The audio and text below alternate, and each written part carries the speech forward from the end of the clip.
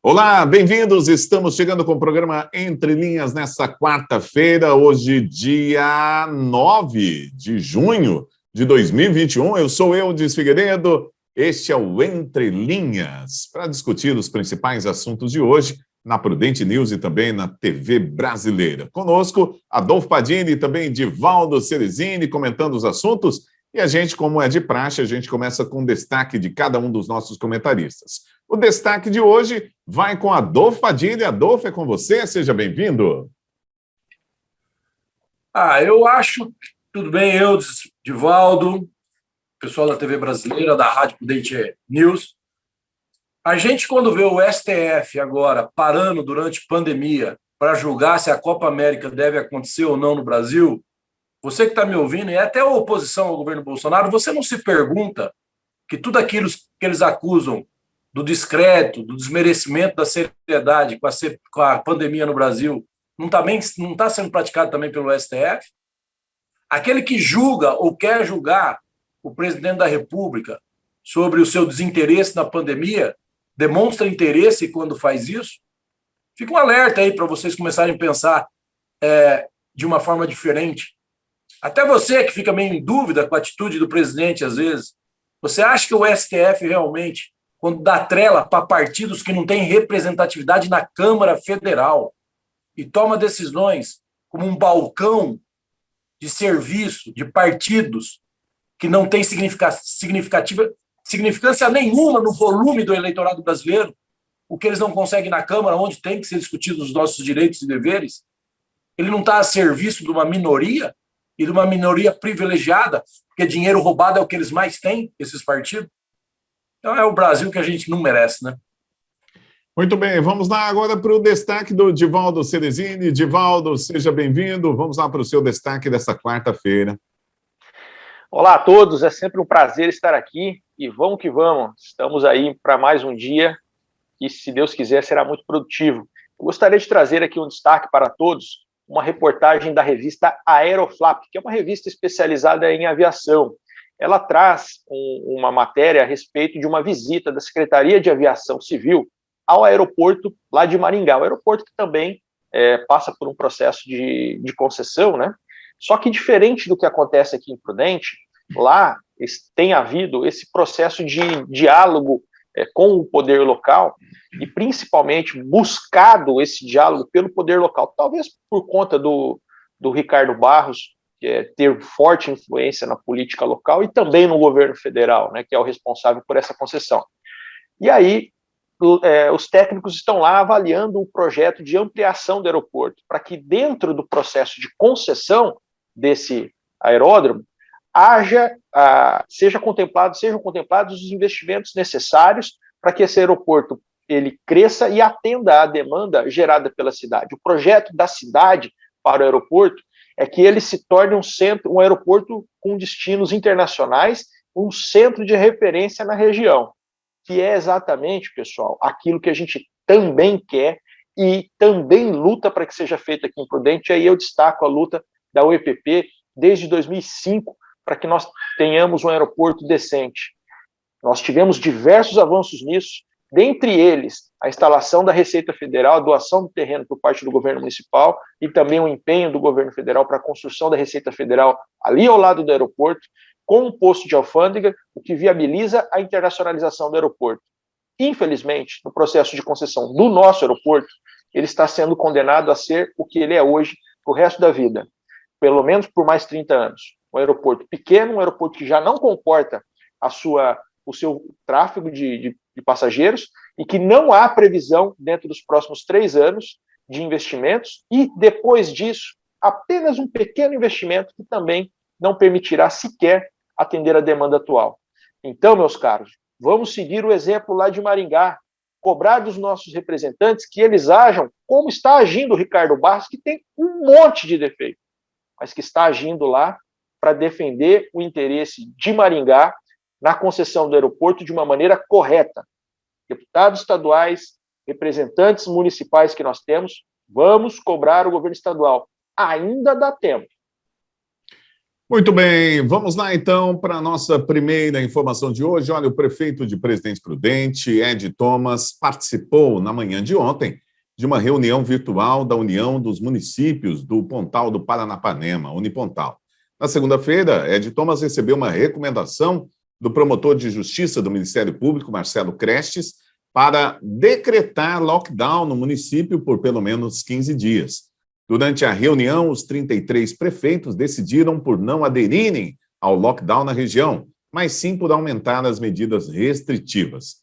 A Unipontal deve elaborar um documento juntamente com os prefeitos e anunciar novas medidas restritivas nos próximos dias. A gente vai comentando esse assunto com Adolfo Padilha. Adolfo, como é que você viu aí a posição dos prefeitos da região de Presidente Prudente?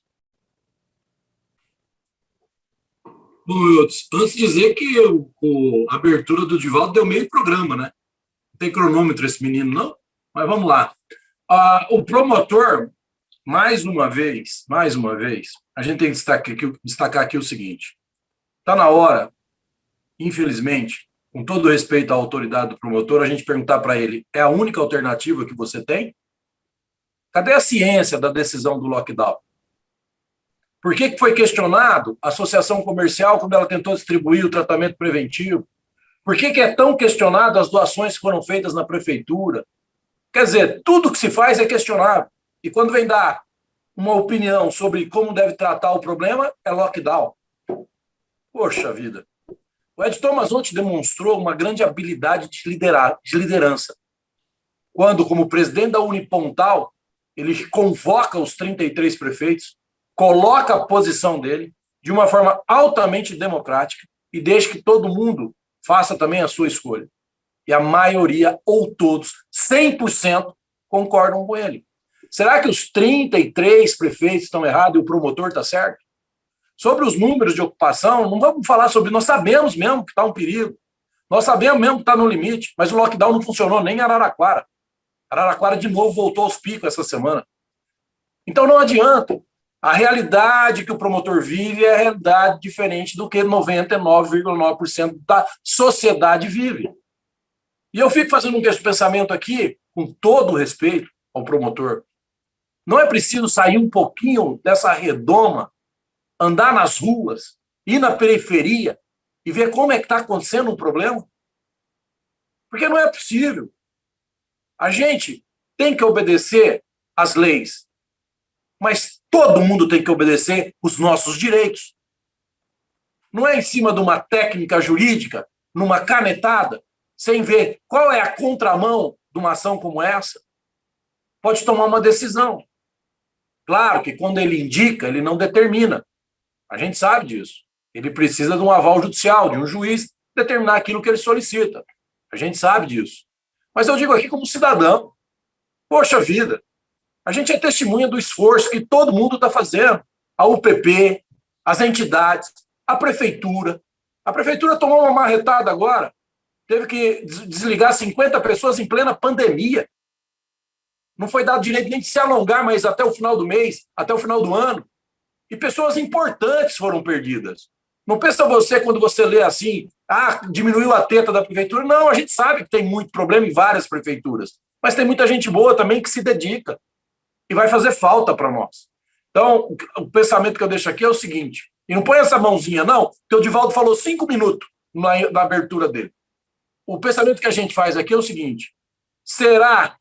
Nós temos ontem eu estava lendo uma matéria, aliás, um amigo da Justiça que me mandou, que tem um fundo de ações de interesses difusos, que o Ministério Público pode indicar doação.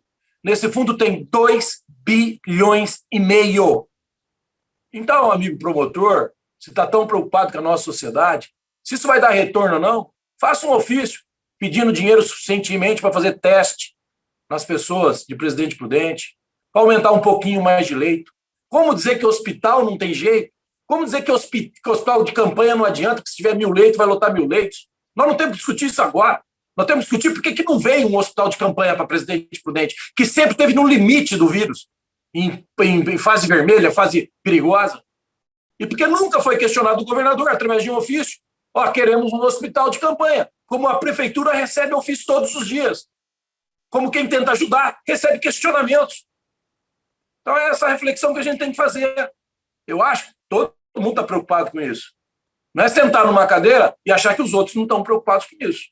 Aí é muito fácil tomar decisão. Muito bem, vamos lá. Divaldo Ceresini, a tribuna é livre, viu? Vai chamar esse programa, vai. Vamos lá. Tribuna livre é bom, hein? Vai com você, Divaldo Ceresini. Como é que você viu a decisão aí dos prefeitos da Unipontal? Ela é um passo importante, né? Assim como também eu vou aqui colocar sobre uma outra ótica, a sugestão do Ministério Público de fazer o lockdown, ela veio colocar o chamado bode na sala, né?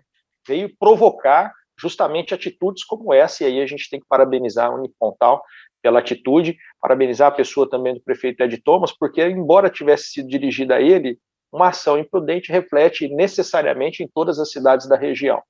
Então, o bode foi colocado na mesa, o prefeito até o momento agiu muito bem, tanto na condição de prefeito quanto na condição de presidente da Unipontal, só que foi tomada uma decisão que, no meu entendimento, é a melhor decisão, só que ela é só a primeira de diversas outras decisões que precisam ser tomadas também.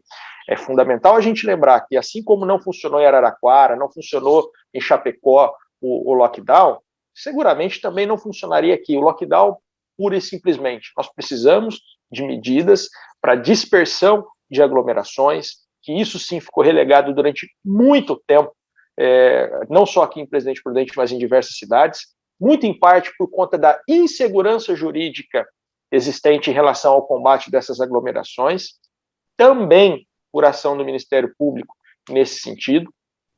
E nós precisamos dessas ações, nós precisamos da colaboração da população, não promovendo aglomerações, aquela festinha em casa, aquela festinha na praça. Nós precisamos da polícia, nós precisamos da prefeitura no combate a essas aglomerações nos espaços públicos. Nós precisamos dos comerciantes impedindo aglomerações nos seus estabelecimentos e dando aos clientes condição sanitária segura. Nós precisamos também do poder público combatendo a aglomeração e promovendo a sanitização do transporte coletivo.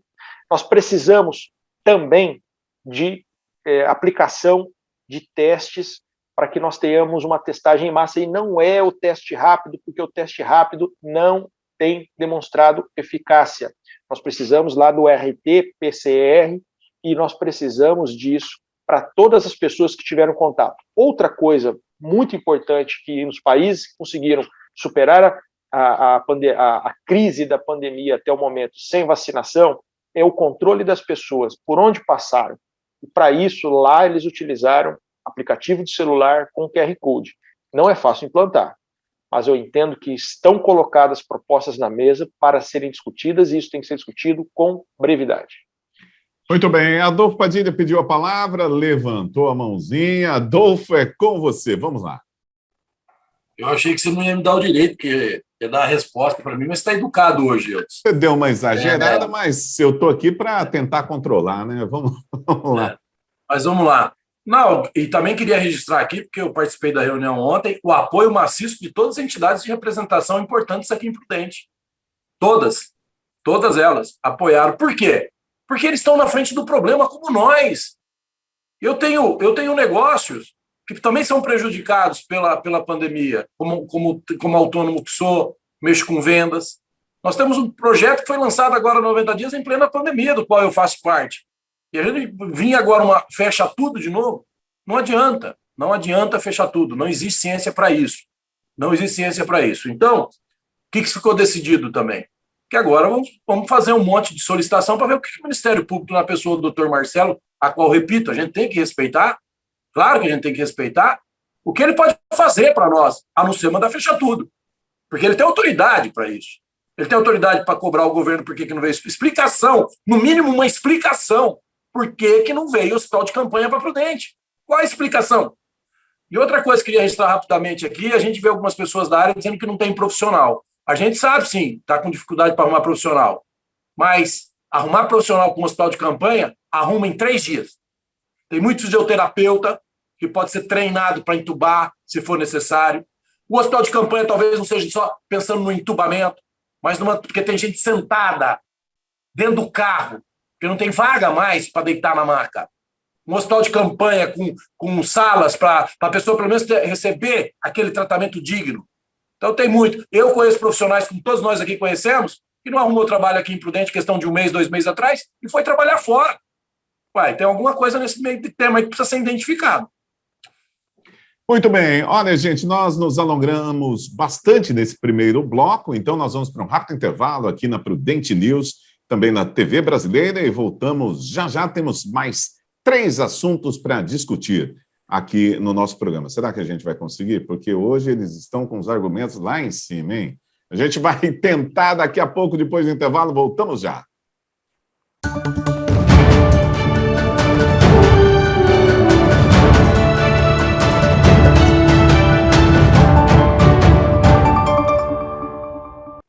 Ok, estamos de volta com o nosso Entre Linhas aqui na TV Brasileira. Eu sou Eudes Figueiredo, Adolfo Padilha e Divaldo Ceresini, comentando os principais assuntos desta quarta-feira. E olha só, o Tribunal de Contas da União informou na terça-feira que vai apurar a conduta do servidor que escreveu uma nota apontando suposta supernotificação do número de mortes por Covid-19 em 2020. O documento foi citado pelo presidente Jair Bolsonaro na segunda-feira, como se tivesse sido produzido pelo próprio TCU. O Tribunal de Contas negou a autoria na terça-feira e Bolsonaro admitiu ter errado na declaração. Na segunda, Bolsonaro afirmou a apoiadores que tinha acesso a um relatório oficial do TCU que apontava a supernotificação de óbitos por Covid-19. Aproximadamente 50% das mortes não seriam esta causa. Vamos lá, a gente começa discutindo esse assunto com Adolfo Padilha. Adolfo, com você. Olha, Eudes, eu vou dizer o seguinte, não sei se alguém teve paciência de ler o relatório. Você vê que não é um relatório, como está dizendo aí na matéria, não. É de uma equipe dos funcionários que estavam fazendo um relatório sobre isso. Mas o que eu vou questionar aqui é o seguinte, eu desafio aqui, inclusive o Divaldo, eu sei que ele vai ser contra, se ele nunca ouviu na cidade, na nossa cidade, sem tirar os casos de internet, que a gente cansou de ver, né? Pessoas brigando no hospital, que a pessoa não morreu de Covid, que era mentira. Alguns jornais, em algumas épocas, andou relatando isso. Algumas televisões fizeram até matéria sobre isso. Mas eu vou dizer aqui em Prudente, porque ontem mesmo, aqui, na nossa cidade, uma pessoa conhecida, amiga da gente, me relatou. E não é uma pessoa sem condições financeiras, não. O que me chamou a atenção, se estão fazendo isso com pessoas que têm competência no sentido financeiro, de questionar, imagine o que estão fazendo com os outros. Um membro da família morreu de câncer, pois foi colocado no óbito que ela morreu de Covid. Eu estou falando daqui, da nossa cidade, essa semana. Aí eu pergunto para vocês acreditam mesmo que não tem nenhum erro? Vocês acreditam mesmo que foi 400 e poucas mil mortes, 470 mil que bateu ontem? Só de Covid? Realmente você tem coragem de vir na rádio, na televisão e falar assim, eu acredito. Eu vou repetir, vou dar a chance da avaliação. Eu acho que o presidente, bem rapidamente, ele erra quando ele atropela isso de uma forma como ele atropelou. Mas ele não erra quando ele joga ele na pessoa de presidente a dúvida daquilo que tem muita gente assistindo no Brasil afora. Pessoas, sim, sendo colocadas no seu atestado de óbito Covid e a família dizendo que não é. Quem tem voz, eu quero dizer, dinheiro, consegue reverter. Quem não tem voz, fica só no filminho do Zap chorando e não consegue reverter. Então, o que chama atenção nisso é o seguinte, é que realmente isso aconteceu muito. E um dia, nós vamos estar aqui, se Deus quiser ainda, dizendo, vocês lembram de quantas vezes foi denunciado isso e ninguém acreditava? Podem ter certeza no que eu estou falando. Muito bem, vamos lá passar para o Divaldo Ceresini. Quer dizer, se isso estiver acontecendo mesmo, ou se aconteceu, vai ser muito difícil a gente acreditar na classe médica, né? Você vai chegar lá para fazer, ela vai dizer que você tem que fazer uma cirurgia de apêndice, e aí isso vai todo mundo questionar, preciso mesmo? Será que é? Ou o cara está querendo ganhar algum? Divaldo Ceresini, como é que você vê aí a situação desse relatório, suposto relatório aí, que não é do TCU, mas é de um funcionário? É verdade, Eudes, você levantou um questionamento agora fundamental, né? Esse tipo de situação, da forma, principalmente da forma como tem sido colocada pelo presidente, aí eu não configuro o governo federal e sim a figura dele, não só em relação a esse tema, mas em diversos temas, eles tiram toda e qualquer credibilidade e sem apresentar embasamento. Se existe esse caso aqui em Presidente Prudente, é muito fácil. Faça a denúncia, investigue-se e, tendo havido dolo, tendo havido, na medida da responsabilidade do profissional, que haja punição. O que nós não podemos fazer é continuar tacando fogo no Brasil, como tanto criticamos que a esquerda fazia enquanto estava no governo, com outros argumentos, com outras pautas, mas tacando fogo no Brasil da mesma forma. O presidente foi extremamente irresponsável na fala dele, incompatível com alguém com cargo de tamanha importância. Nós precisamos construir soluções, em vez de continuar construindo esse clima de guerra. Quem constrói clima de guerra é a turma da esquerda, como fizeram em Cuba, para justificar a necessidade da permanência eterna do mito Fidel Castro no poder, como fizeram na Venezuela, para justificar a presença eterna do mito Hugo Chávez no poder, como fazem na Coreia do Norte. Países desenvolvidos, países que prosperam, os líderes, eles estabilizam o país de maneira digna, de maneira honesta, com a verdade sempre. E é assim que a gente vai superar mais essa crise, com responsabilidade, com verdade, com trabalho de gente realmente competente. Em relação a esse episódio, ele não é único. Nessa ocasião, o presidente, ainda que de maneira jocosa, ele admitiu o erro dele. E ainda assim, a gente vê gente defendendo o contrário. É impressionante. Muito bem. A Adolfo Padilha pediu a palavra. Adolfo, eu, observando a nota, eu percebo que o presidente parece que foi levado a esse erro, né?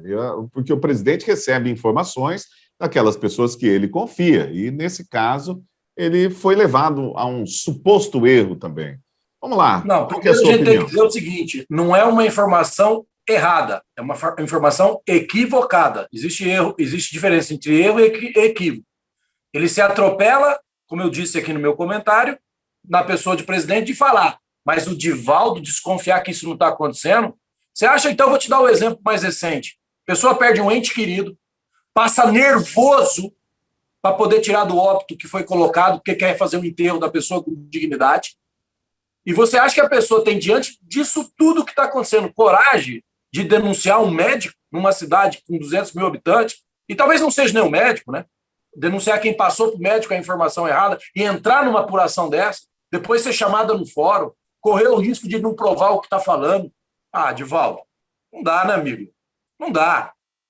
Não dá. O problema é que para você tudo é provocação de guerra, porque você não concorda com a ideia. Você e os teus em cima do muro, os amoedinhos da vida, os conformadinhos, aqueles que têm um discurso, mas na prática não tem nada para fazer. Aqueles que ficou provado que tinha um discurso político e desapareceu. Não, o Amoedo reapareceu agora. Vai ser candidato com o Danilo Gentili. Ó, acho que vai ser uma boa parceria. Então, quer dizer, para com isso. Aqui a gente tem que falar o que é importante. É importante que o presidente, mesmo equivocado, está dando voz para várias, milhares de denúncias que existe de pessoas que foi colocado no óbito Covid e a família briga e luta para dizer que não é Covid. Agora a família briga e luta, Divaldo, não é porque é a favor do Bolsonaro, é porque ela quer dar um enterro com dignidade para o parente dela. É só por isso. Não é porque ele apoia o Bolsonaro. Tira qualquer coisa, é porque é bolsominion, porque é gado, porque apoia o governo. Não, não. Ela quer poder enterrar esse ente querido. Ela quer poder estar velório digno para esse ente querido. Isso desde o pobrinho, umas pessoas melhores situadas, como o exemplo que eu dei aqui. É por isso que elas brigam. Elas já têm a dor da morte, a dor da perda, o sofrimento da doença, de outra doença, e ainda tem que brigar depois. Você acha que ela vai querer brigar na justiça depois? Correr o risco de ser processada? Com a gente vendo a justiça tão ativista juridicamente falando? Ah, meu amigo, aí é de pedir demais, né? Muito bem, Edivaldo pediu a palavra. Edivaldo, vamos lá com você para a gente encerrar hoje, né, esse assunto. De maneira bem breve, quanta bobagem dita. Não existe fazer atestado médico sem o médico ver o paciente. Então, a responsabilidade é dele, que assinou lá o atestado de óbito. Então, se há a responsabilidade, ela é sim do médico. Se não há como provar isso daí, se a pessoa não estava infectada pelo coronavírus, meu amigo, pelo amor. Então, se tem o caso, vá, denuncie, tome as medidas pertinentes a isso. Se não tem o caso, vamos parar de tacar fogo no Brasil, de desviar o foco e nos concentrar naquilo que realmente importa para a construção da prosperidade da nossa população. O resto não é coisa de patriota, como se intitula. Muito bem, pessoal, eu vou pedir para os dois abrirem os microfones aí, porque eu quero fazer uma pergunta. Eu tenho uma matéria da revista Oeste que fala do ministro da Economia, Paulo Guedes, que afirmou que o Brasil vai ter um crescimento no produto interno bruto entre 4% e 5% neste ano. A gente pode discutir esse assunto ou podemos discutir a PGR que pede a derrubada do trecho de lei que permite a bancadas enviar verbas diretamente aos estados. A gente tem tempo para mais uma matéria somente, né, para discussão, então vamos lá. Qual que a gente vai, hein? Adolfo Padilha, Divaldo Ceresini. Vamos discutir essa da PGR. A outra nós já discutimos recentemente, né, a questão do crescimento econômico brasileiro, e essa da PGR aqui tem pegadinha, hein? Tem pegadinha? Vamos lá nessa, Adolfo Padilha? Qual, da PGR? Da PGR. Vamos lá, então. Outro dia isso aí. Quem sabe? Vamos lá, vamos na PGR, então. Olha, a PGR pediu a derrubada de um trecho de lei que permite às bancadas enviar verbas diretamente aos estados. O Supremo Tribunal Federal está julgando uma ação sobre trecho da Lei de Diretrizes Orçamentárias de 2021.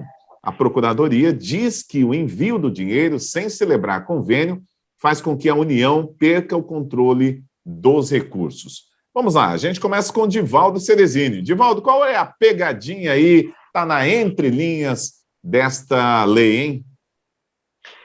Bom, a primeira questão que tem é que, na grande parte das vezes, as emendas parlamentares elas não são utilizadas em favor da população, e sim em favor do político, né, para que ele diga que enviou o dinheiro ali, que alguma coisa foi feita, mas sem ter alguma coisa concreta em benefício da sociedade. Existem estudos que indicam que até 60% das emendas elas são completamente desperdiçadas com isso. Fora outras questões que eu não vou me alongar no assunto, como, por exemplo, a questão do orçamento secreto, dos 3 bilhões lá. Mas o mais grave nessa situação apontada pela PGR é que, ao não celebrar convênios, você dispensa a quem vai receber o dinheiro de dizer aquilo que vai fazer, como vai fazer, você tira toda a métrica de avaliação do uso desse dinheiro.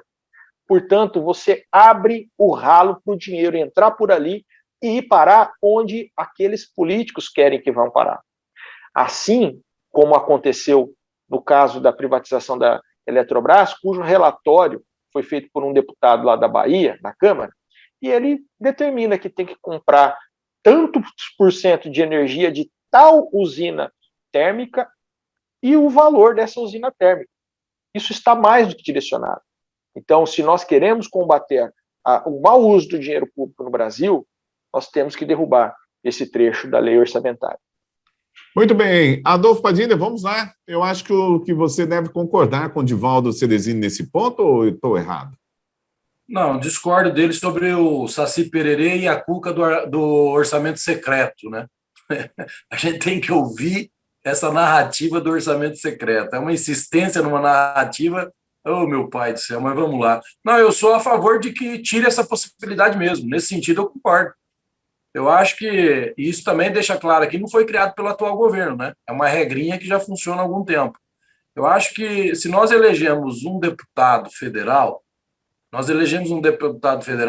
que tem que propor aquilo que é melhor para a nossa sociedade, votar de coisas que é do nosso direito, mas quem tem que decidir e avaliar o que é importante, uma questão de aplicação de verba, por exemplo, de infraestrutura, no geral, saúde, educação, tudo, é o presidente da República, né? Esse orçamento não pode ser decidido assim, na canetada, e quem é o dono do cofre lá não sabe como é que esse dinheiro realmente vai ser apurado lá na frente. Se é de interesse da política a qual foi vencida a eleição, né? Do propósito eleitoral que o levou a ser presidente da República.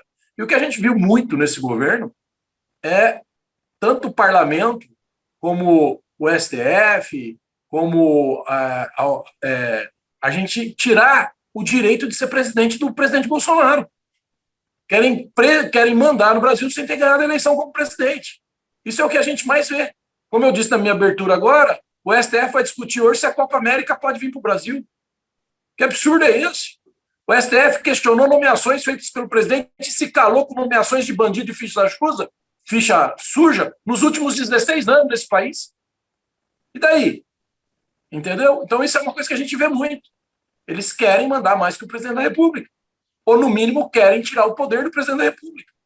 Né? Só que o tiro está dando não tem mais nem pé para dar tiro, porque quanto mais eles fazem essas ações, mais ele cresce em popularidade. Porque ele sempre vem com aquele jeitão dele e rasga a verdade. Né? Não tem mais conversinha. A última, como esse orçamento secreto ridículo que as pessoas falam, é daquele vídeo secreto que não sei o quê. Pegaram o vídeo, sabe aonde, Eudes? Isso o Divaldo não vai falar aqui. Semana passada, CPI correu atrás do vídeo. Sabe onde acharam o vídeo? Na live dele no Facebook, tão secreto que era. Só que quando é desmontado as mentiras das narrativas, elas não têm os mesmos espaços de manchete. Aí fazem o que eu chamo de vítimas do berrante virtual. Ok, Divaldo pediu a palavra. 30 segundos, Divaldo, a gente está praticamente encerrando o programa. Vamos lá. Só para lembrar que no governo Temer, o STF também proibiu que a Cristiane Brasil, filha do Roberto Jefferson, fosse ministra do Trabalho por uma questão de conveniência de acomodação de governo. Olha só, Cristiane Brasil, filha do Roberto Jefferson.